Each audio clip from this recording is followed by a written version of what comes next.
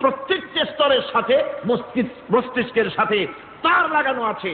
জিহ্বায় সব জিনিসের টেস্ট নেবেন, আর তার অনুভূতি, তার স্বাদটা ওখানে টের পাবে মস্তিষ্কের ভেতরে।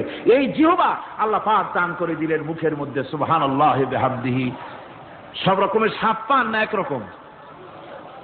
জিলাপির স্বাদ একরকম, রসগোল্লার স্বাদ আর এক রকম, ছানার স্বাদ আর এক রকম, বেলের স্বাদ একরকম, তালের স্বাদ আর এক রকম, মুরগির স্বাদ একরকম, খাসির স্বাদ আর এক রকম, লট্টা ফিশের স্বাদ একরকম, শুটকির স্বাদ আর এক রকম, কোরাল মাছের স্বাদ আর এক রকম, শাকের স্বাদ আর এক রকম। হাজার হাজার খাদ্য দ্রব্যের স্বাদ এক জিহ্বা দিয়ে আল্লাহ রব্বুল আলামিন নেওয়ার তৌফিক দিলেন। খালাকাল ইনসান, কি সুন্দর করে মানুষ বানালাম। দেখিস না, শুকরিয়া আদায় করিস না, এগুলি দেখবি আর শুকরিয়া আদায় করবি কি সুন্দর করে আমি আল্লাহ তোমাকে সৃষ্টি করেছি।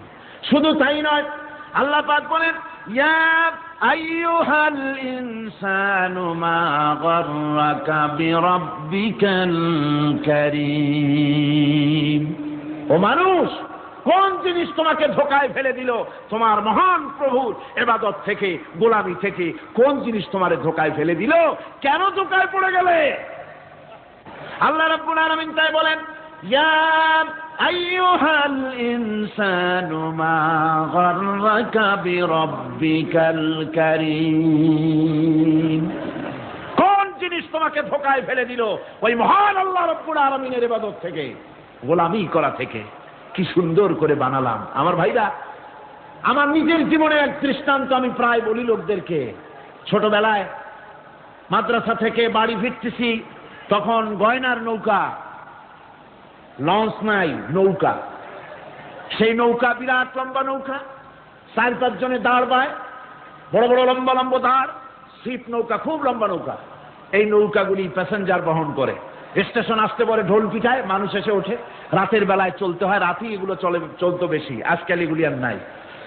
সেই নৌকার মাঝখানে থাকতো বাঁশ পোতা, 2 দিকে মানুষ শোবে, নৌকার 2 দিকে মাথা দিয়ে, 1 দিকে পা দিয়ে শোবে। ছাত্র জীবন, শুয়ে আছে এরকম করে, কিন্তু পা লম্বা করা যায় না, পা লম্বা করলে আর একজনের বুকের উপরে গিয়ে ওঠে। এভাবে করে পা কতক্ষণ গোটো করে রাখা যায়? কিছুক্ষণ পর মনের মধ্যে চিন্তা জাগলো যে আল্লাহ, হাঁটুতে তো ব্যথা করতেছে, এই হাঁটুগুলি যদি নাট বল্টুর মতো মোড়ায় মোড়ায় খোলার সিস্টেম করে দিতে, তাহলে তো এখন কষ্ট হতো না।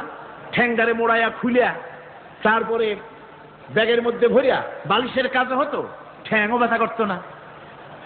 ছাত্র হলে যত চিন্তা মাথার মধ্যে আসে, এইসব চিন্তা, কেনুর মধ্যে একটা মুড়ি প্যাঁচ হলে ভালো হইতো, এইসব চিন্তা করতেছে। চিন্তা করে করে এক ফাঁকে ঘুম এসে গেল। সকালবেলায় নৌকা যখন ফিরেছে স্টেশনে, ঘুম ভেঙে গেল যাত্রীদের চিৎকারে। একজন বলছে আমার মানি ব্যাগ চুরি হয়েছে, আর একজন বললো আমার হ্যান্ড ব্যাগ গেছে, আর একজন বলছে আমার ব্রিফকেস গেছে, চোরে নিয়ে গেছে। ওরা তো যার যার হারানো জিনিস নিয়ে ব্যস্ত। আমি তখন তওবা করতেছি যে আল্লাহ, আমার বুদ্ধিমতো যে বুদ্ধি রাত্রে করলাম, এই বুদ্ধিমতো যদি মানুষের হাতে এবং কেনুতে থাকতো নাট বল্টুর মতো করে মুড়ি পেঁয়াজ দেওয়া, আর ওইগুলি যদি থাকতো ব্রিফকেসের মধ্যে, হ্যান্ডব্যাগের মধ্যে, তাহলে তো সকালবেলায় শুনতাম কেউ বলতো যে আল্লাহ আমার তো ঠ্যাং চুরি হয়ে গেছে, কেউ বলতো আমার তো হাত চুরি হয়ে গেছে। আল্লাহ আল্লাহ আল্লাহ আল্লাহ, আল্লাহু আকবার। আল্লাহ সুবহানাহু ওয়া তাআলা কি সুন্দর করে তৈরি করেছেন। এত হাল তারা মিন ফুতুর, আমার সৃষ্টি নৈপুণ্যতার ভেতরে কোনো ভুল দেখতে পাও? কোনো ভুল পাবে না। আমার সৃষ্টি নৈপুণ্যতার ভেতরে কোনো ভুল নাই। সুবহানাল্লাহি বিহামদিহি, সুবহানাল্লাহি বিহামদিহি। এত সুন্দর করে আল্লাহ সুবহানাহু ওয়া তাআলা মানুষ সৃষ্টি করলেন। খলাকাল ইনসান আল্লামাহুল বায়ান।